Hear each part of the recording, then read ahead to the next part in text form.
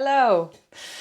So to carry on with these videos, I want to talk about Zone X, but I'm going to talk about it in the practical terms. So just some tips on the practical elements that one needs to consider when considering Zone X. So just a very quick recap on what Zone X is, also known as the last mile or grey space. Zone X means the external zone, so it's Zone EX. And it was coined by the Sports Ground Safety Authority in the 6th edition of the Guide to Safety at Sports Ground, the Green Guide.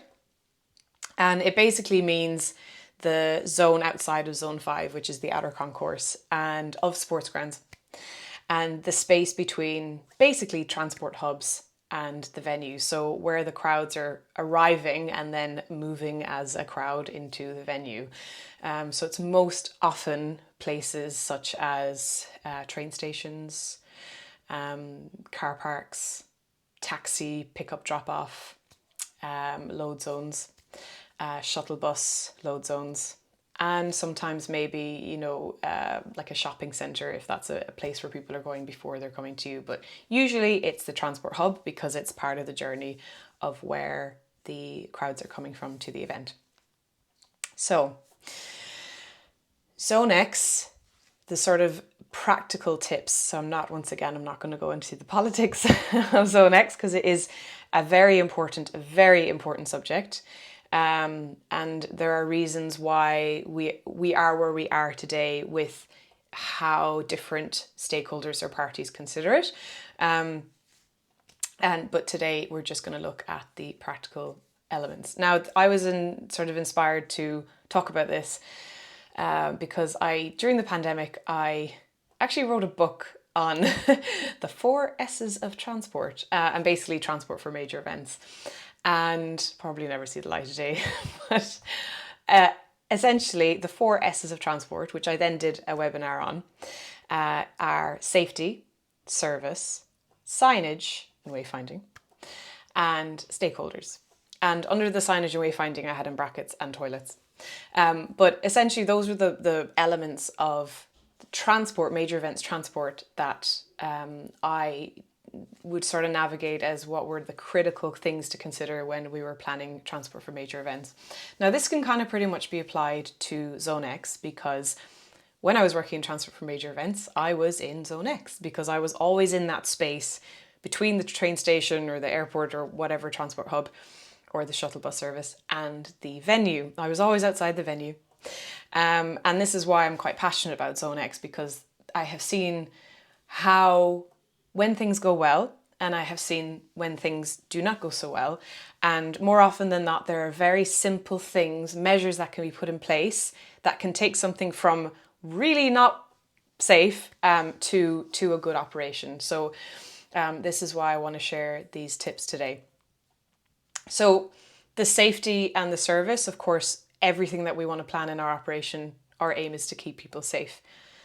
Our aim is to keep people safe, not totally kind of control them. We want them to have a very good experience. We want them to enjoy the service that we're delivering and enjoy it to the point that they don't even know we're there looking after them. That's the way I approach safety, is that we create this nice little safe container and they have their fun within it. So safety and service are always those two things that they're sort of ethoses. But coming to the practical elements, the first thing is, well, I've just been talking about it for the last few minutes, transport.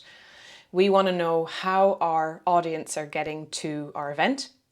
We want to know if they're coming in via train station, if they're coming in via taxi, if there are car parks nearby, and if those services are appropriate for the demand of those services. So maybe we have a train station nearby, but maybe it doesn't have the infrastructure to be able to support the amount of people coming to our event.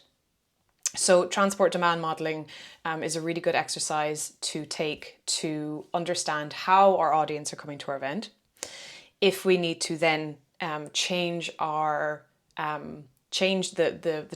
existing transport plan, or if we need to also change their behavior. So maybe they all want to drive, but we want to be more sustainable. So can we encourage a shuttle bus service from maybe a park and ride, or can we encourage a shuttle bus service from a train station and encourage more people to use public transport, for example?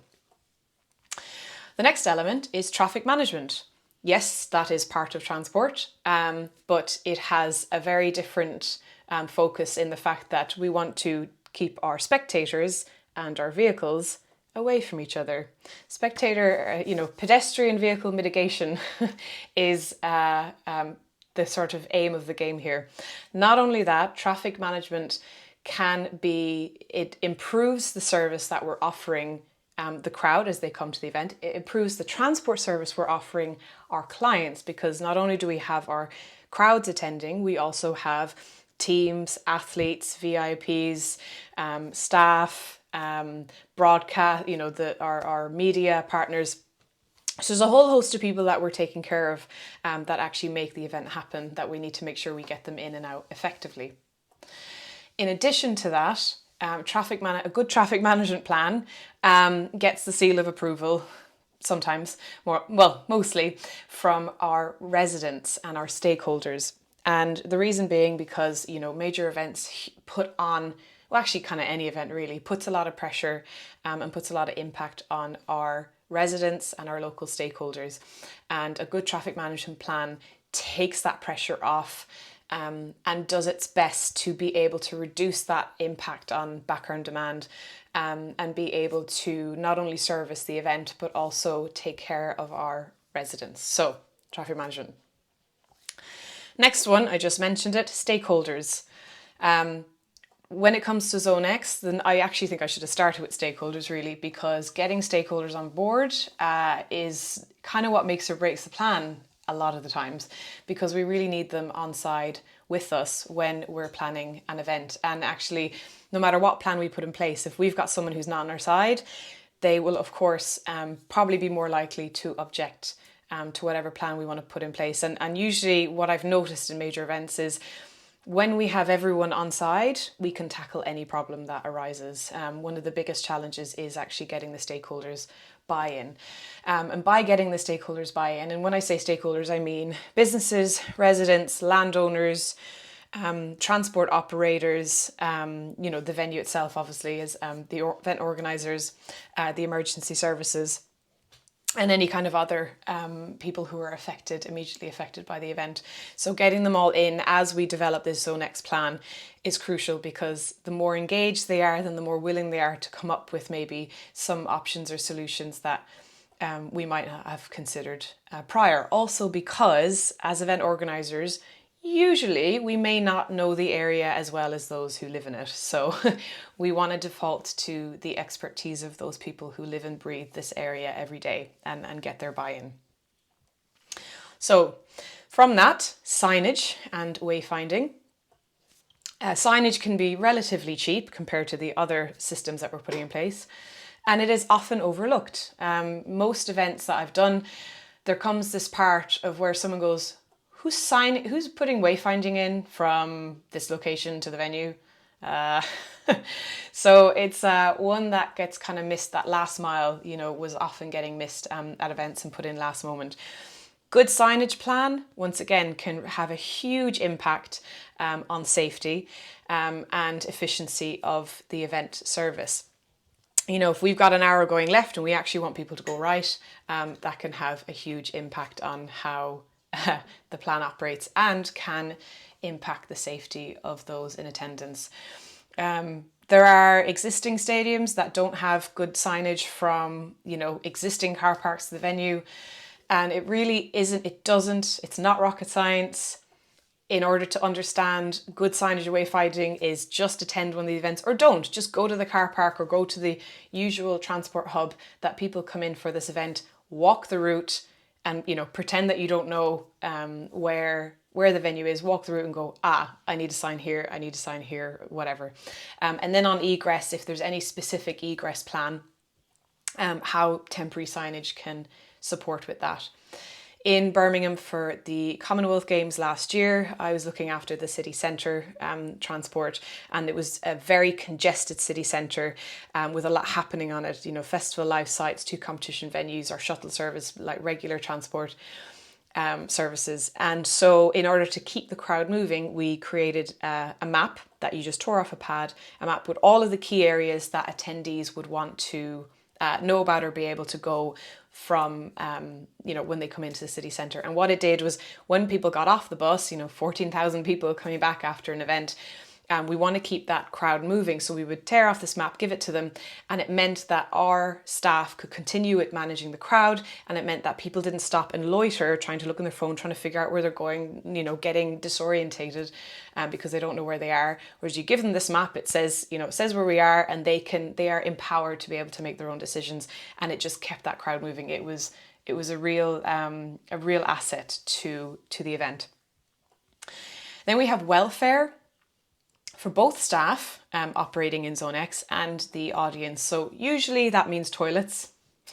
And so making sure that whatever ingress or egress plan that we have for our crowd, looking at the duration that they're going to be queuing for either transport service or queuing to come into the venue, do we need to provide toilets for them if they're queuing for any long periods of time. So we want to make sure that we're looking out for our crowd, and also by providing them toilets means that they're not looking elsewhere, which will impact our residents to relieve themselves. So, and in that welfare section, you know, making sure that we've got the right sort of support, you know, first aid support and staff out and about, because once again, you know, everyone that was inside that venue that had full medical support and doctors on side and ambulances, all those people are now going to be coming outside where there's actual less structure and support in keeping them safe because they're in the elements. So we need to make sure that we've got the right welfare for the attendees and also for our staff, you know, making sure that there's provisions for our staff who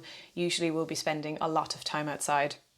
And this welfare, of course, includes protection measures from weather. And naturally, that can be quite hard for everyone, really. It can be difficult to provide cover for thousands of people when it comes to egress. But what it does mean is that we need to have sort of contingency plans of what may happen if there's a downpour, what may people do, you know, if there's heavy rain on egress, how may they react, and then what plans can we put in place for that reaction.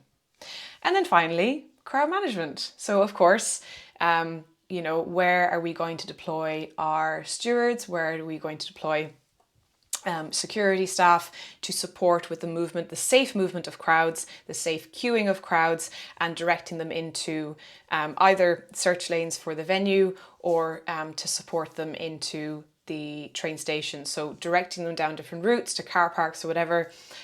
You know, if there's a heavy flow of crowd coming into train stations, you know, do we need to put on you know, pulse points, cordons, and what sort of elements do we need that human crowd management support. So that's it from me, and I hope that was helpful. And thank you very much for watching.